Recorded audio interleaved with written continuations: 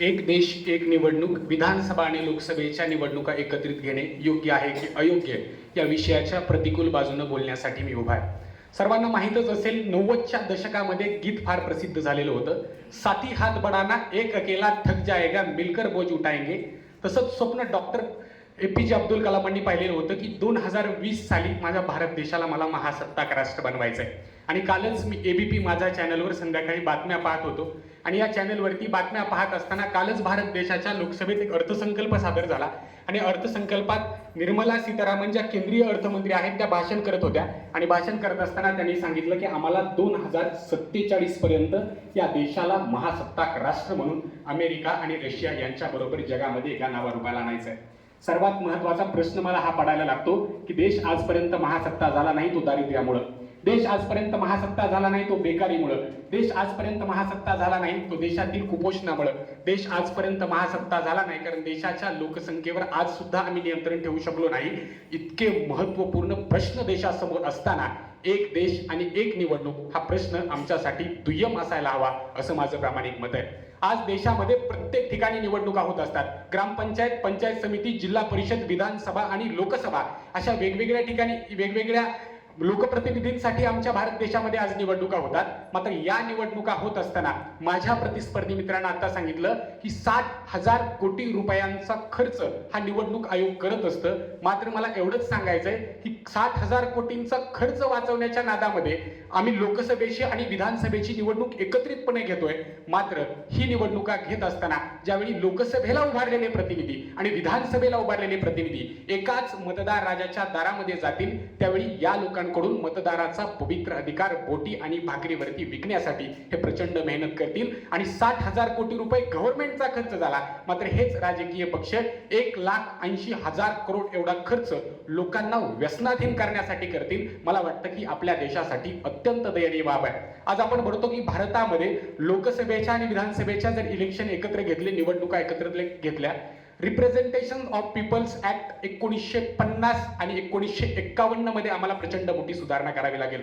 आज भारत देशाचा नावलौकिक हा संपूर्ण जगामध्ये आहे कारण देशाचं संविधान आणि देशाची लोकशाही ही जगात सर्वात मोठी लोकशाही आहे आणि याच लोकशाही सर्वात मोठी लोकशाही नावारूपाला असताना त्या लोकशाहीच्या अधिकारांमध्ये आणि कायद्यांमध्ये जर वारंवार बदल केले जात असतील तर मला वाटतं की आपल्या लोकशाहीवरती देखील प्रश्नचिन्ह उमटते काय अशी परिस्थिती आज आमच्या देशामध्ये निर्माण झालेली आहे. राजकीय लोकांनी मतदानाचे अधिकार विकत घ्यावे, लोकांना पैशांनी विकत घ्यावं आणि मतदारांवरती दबाव यंत्रणा निर्माण करावी अशी परिस्थिती निर्माण होण्याचं कारण हा एक देश आणि एक निवडणूक हा जर कायदा देशामध्ये लागू झाला तर अशी परिस्थिती देशामध्ये उद्भवेल. माझ्या प्रतिस्पर्धी मित्रांना राहत इंदोरींचा शेर सांगितला. मला त्याला उत्तर असं द्यावंसं वाटतं की राहत इंदोरी म्हणतात की बनकर एक हादसा बाजार में आ जाएगा, जो नहीं होगा वो अखबार में आ जाएगा, चोर उचक्कों की करो कद्र, पता नहीं कब कौन किसी के सरकार में आ जाएगा अशी परिस्थिती आज आमच्या देशामध्ये निर्माण झालेली आहे. परिणामतः ज्यावेळी IDFC इन्स्टिट्यूटनं 2015 साली भारताच्या ग्रामीण भागापासून शहरी भागांपर्यंत वेगवेगळ्या ठिकाणी सर्वे केला आणि या सर्वेमध्ये एक देश एक निवडणूक ही योजना आणि हा कायदा यशस्वी होऊ शकतो का यासाठी वेगवेगळे प्रश्न आणि त्याची उत्तरं जाणून घेतली. मात्र या सर्वेमधून आम्हाला असं आढळून आलं की जर या दोन निवडणुका एकत्रितपणे झाल्या तर मॅक्झिमम 77% लोक, जास्तीत जास्त 77% लोक एकाच पक्षाला मतदान करतील आणि केंद्र शासन आणि राज्य शासनामध्ये एकाच पक्षाची सत्ता येईल असं त्यांच्या त्या सर्वेमधून निदर्शनास आलं.